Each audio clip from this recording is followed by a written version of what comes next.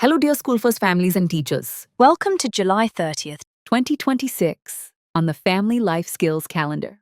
It's Family DIY Photo Collage Day, a perfect chance to dive into your memories and create something beautiful together. Step 1. Gather your photos. Collect printed photos or print some from your phone. Focus on cultural events, trips, birthdays, or fun family moments. Let everyone pick a few favorites. Step 2. Create a canvas. Choose a large sheet of cardboard, paper, or even an old calendar page to build your collage. This will be your family memory board. Step 3. Design together. Arrange the photos in fun shapes, a heart, a tree, or a simple timeline. Add labels, stickers, doodles, or captions to tell your family's story visually. Step 4. Talk about the memories. Take turns sharing the story behind each photo, what you felt, learned, or loved. These reflections strengthen bonds and highlight shared experiences. Step 5. Display your collage. Hang your masterpiece somewhere special, maybe the fridge or a bedroom wall. Snap a picture and call it your family moments